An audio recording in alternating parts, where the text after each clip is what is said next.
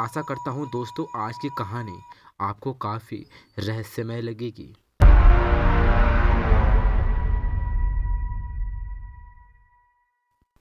और यह कहानी फॉरेस्ट रेंजर की है। इस कहानी को सुनने के बाद आपके भी शायद रोंगटे खड़े हो सकते हैं।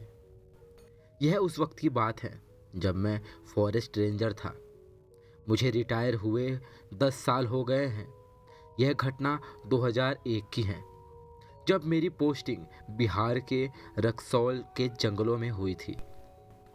आपको मैं अपना नाम बता दूं, मेरा नाम कुलदीप है। अक्सर 6 महीने साल भर के बाद मेरी पोस्टिंग अलग अलग कस्बों, अलग अलग राज्यों में होती रहती थी। लेकिन उस दिन की रात ने मुझे झकझोर के रख दिया। वो काली रात अभी भी मेरे कानों को सुन कर देती है। मुझे शुरू से ही जंगलों में रहना पसंद है, क्योंकि जंगल में मुझे काफ़ी शांति मिलती है, क्योंकि वहाँ पर एक भी शोरगुल मेरे पास नहीं पहुँचता। मुझे दुनिया का शोरगुल अच्छा नहीं लगता। मैं उस रात जंगल में ही तैनात था, यानी अपनी ड्यूटी कर रहा था। रात के 10 बज रहे थे। चारों तरफ अंधेरा पसरा हुआ था। अंधेरे के साथ साथ कुहासे को भी अंधेरे ने अपने आगोश में जकड़ रखा था।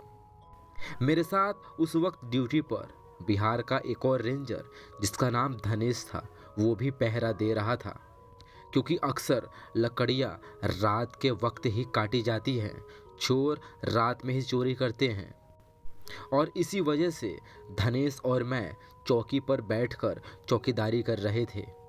बीच बीच में हम विसेल भी बजा दिया करते थे, कि जिससे चोरों को यह पता लगे कि अभी पहरेदार यानी कि रेंजर पहरा दे रही हैं। हम उतने ठंड में अपने सामने आग जलाकर अपने बदन को सेक रहे थे, क्योंकि उस ठंड में हमारा शरीर भी ठंडा पड़ चुका था और हमें कपकपी लग गई थी। मैंने धनेश से कहा, क्यों ना एक एक कप चाय हो जाए। धनेश मेरे से उम्र में छोटा था और मेरी काफ़ी रिस्पेक्ट करता था। क्यों नहीं सर, अभी फटाक से 2 कप चाय लेकर आता हूँ मैं। आप इतना बैठकर यहाँ हाथ सेकिए।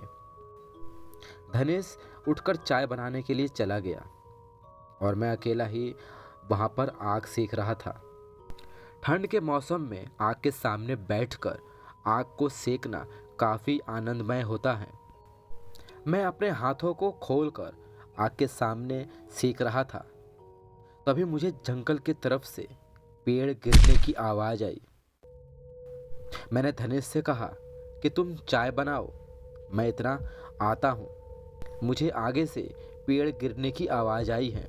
लगता है कि चोरों ने आज पेड़ को काटा है। इतना कहकर मैं चौकी से उठकर आगे की ओर जाने लगा, जहाँ से मुझे पेड़ के गिरने की आवाज़ आई थी। मेरे हाथ में टॉर्च थी और टॉर्च के माध्यम से इधर उधर मैं देख रहा था। टॉर्च की रोशनी भी दूर तक नहीं जा पा रही थी, क्योंकि उस रात काफ़ी धुंध था। उस धुंध में टॉर्च कहाँ काम आने वाली थी। धुंध ने उस समय कोहराम मचाया हुआ था। मैं आवाज़ लगाते हुए आगे की ओर बढ़ता गया। कौन है वहाँ? कोई है? कौन है वहाँ? लेकिन उधर से मुझे कोई आवाज़ नहीं सुनाई दी, ना ही कदमों की आवाज़ और ना ही किसी आदमी के होने की आवाज़। मैं उस जगह पर पहुंच गया जहां से मुझे पेड़ के गिरने की आवाज़ आई थी। मैं देखता हूं कि वहां पर कोई पेड़ गिरा ही नहीं था, जबकि मैंने टॉर्च की लाइट से इधर उधर देखा, लेकिन आसपास कोई पेड़ गिरा ही नहीं था। तभी मुझे अपने पास से एक औरत के चलने की आवाज़ आई, उसकी धीमी धीमी पायल की आवाज़, और वो मेरे तरफ ही बढ़ रही थी। उसकी परछाई में टॉर्च की रोशनी में साफ साफ देख पा रहा था। इसी के साथ मेरे मन में काफ़ी सवाल चल रहे थे कि इतनी रात में, इतने घनघोर जंगल में आखिर इस टाइम ये औरत क्या कर रही है।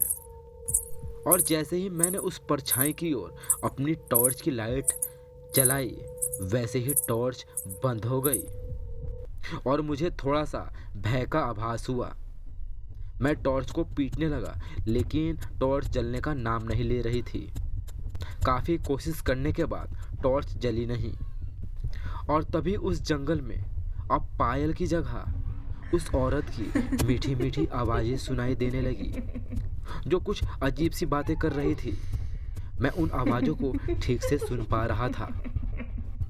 तुम नए हो ना? हाँ हाँ, बोलो ना, तुम नए हो ना इस जंगल में? हाँ हाँ हाँ हाँ हाँ हाँ। ये आवाज़ सुनकर मैं डर के मारे कांपने लगा। मेरे शरीर से पानी की तरह पसीने छूटने लगे। मैं अपने कदमों को चौकी की तरफ बढ़ाने लगा, और फिर वही आवाज़ आई। हाँ, तुम नए नए हो ना? बताओ, इस जंगल में मैंने तुम्हें कभी नहीं देखा है। बोलो, बोलते क्यों नहीं? और अचानक से वो आवाज़ शांत हो गई।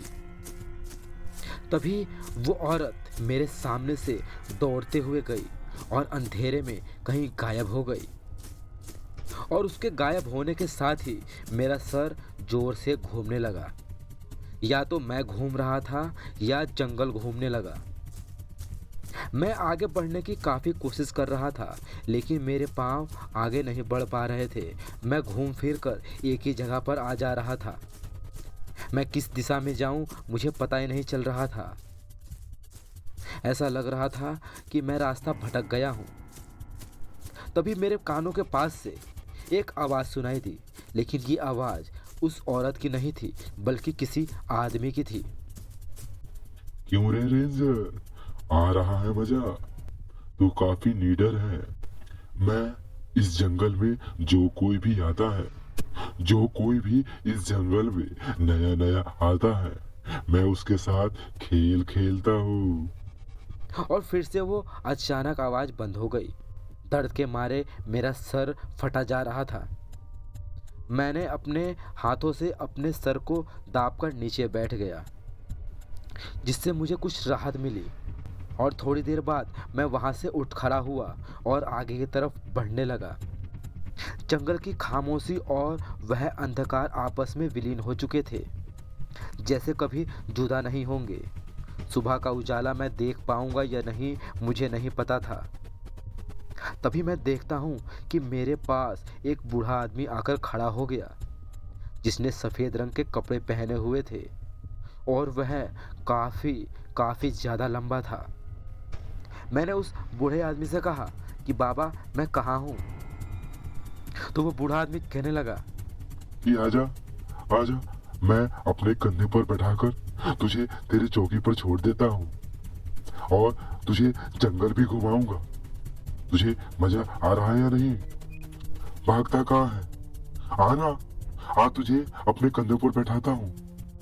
मैं समझ गया था कि यह बूढ़ा और वो औरत एक साथ मिले हुए हैं, क्योंकि ये दोनों मिलकर मुझे गुमराह करने की कोशिश कर रहे हैं। और देखते ही देखते वो अकेला खड़ा बूढ़ा अब 2 हुए और 2 के बाद 4 हो गए और मेरे चारों तरफ घूमने लगे। और चारों ओर घूमते घूमते वो एक ही बात कह रहे थे। आ रहा है मजा? बोलना, कितना मजा और चाहिए तुझे? बोलना। अभी तो ये शुरुआत है। देखता जा हम तेरे साथ क्या क्या करते हैं और कौन कौन सा खेल खेलते हैं। उनकी आवाज़ें इतनी डरावनी लग रही थी।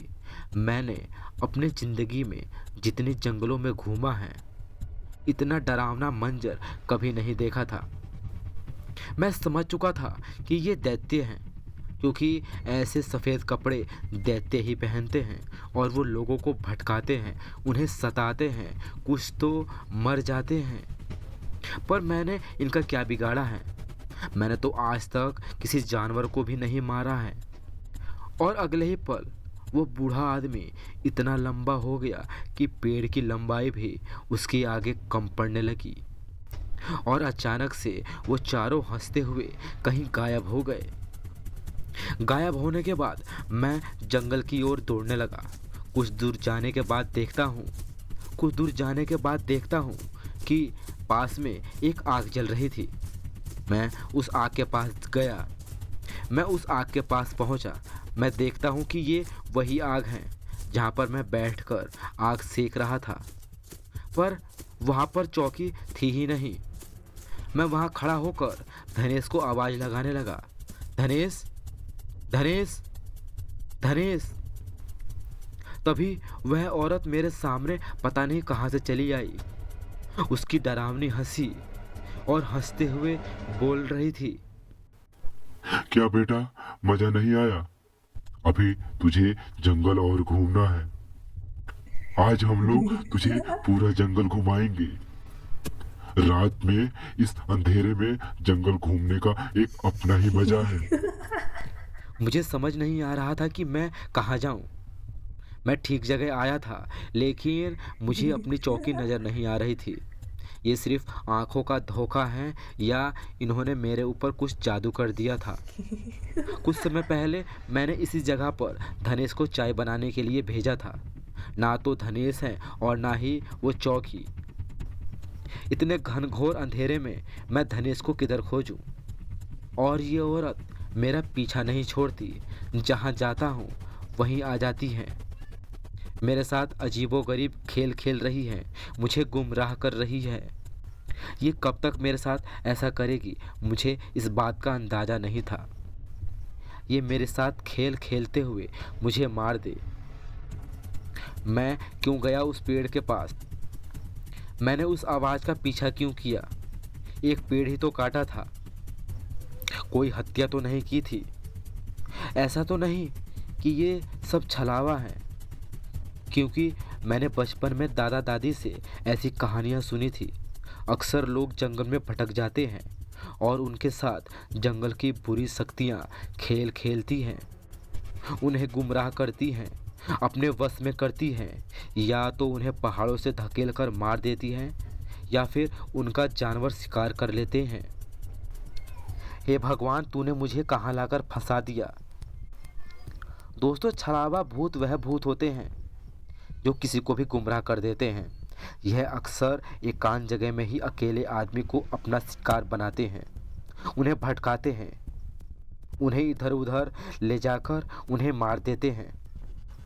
कभी कभी तो ये आपके भाई, दोस्त, आपके किसी भी रिलेटिव का भेष धारण करके आपको बेवकूफ़ बनाकर अपनी ओर सम्मोहित कर लेते हैं। आपको कब अपने वश में कर लेंगे आपको पता भी नहीं चलेगा। लेकिन उस वक्त मुझे कुछ नहीं सूझ रहा था, ना ही समझ आ रहा था कि मैं किस दिशा में जा रहा हूँ। मैं बस भगवान से गुहार लगा रहा था कि हे भगवान, किसी तरह मुझे बचा ले। तभी मुझे एक बूढ़े आदमी की आवाज़ सुनाई दी। पहले तो उसकी आवाज़ सुनकर थोड़ा मुझे डर लगा। मैंने सोचा कि कहीं वही बूढ़ा आदमी तो नहीं है जो मेरे साथ खेल खेल रहा था।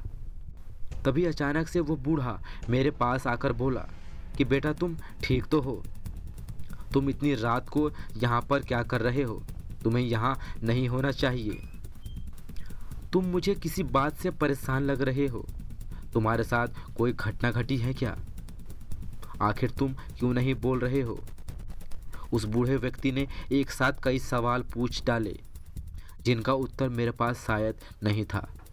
मैं अगर इसको समझाऊंगा भी तो ये मेरी बातों पर विश्वास नहीं करेगा। मेरे मुंह से आवाज़ नहीं निकल रही थी, बस किसी तरह मैंने अपने सिर को हिलाया और अगले ही पल उस बूढ़े व्यक्ति ने मेरा हाथ पकड़ा और बाहर की ओर खींचता हुआ ले गया। मुझे समझ नहीं आ रहा था कि वो बूढ़ा आदमी मुझे कहाँ ले जा रहा था, क्योंकि मेरे आंखों के सामने अभी भी अंधेरा छाया हुआ था। मेरा सर चकरा रहा था। मैं जब उस बूढ़े आदमी के साथ जा रहा था तभी मुझे उस औरत की आवाज़ें सुनाई दी। और नहीं खेलेगा? अभी तो मजा शुरू ही हुआ था। तू कहाँ जा रहा है?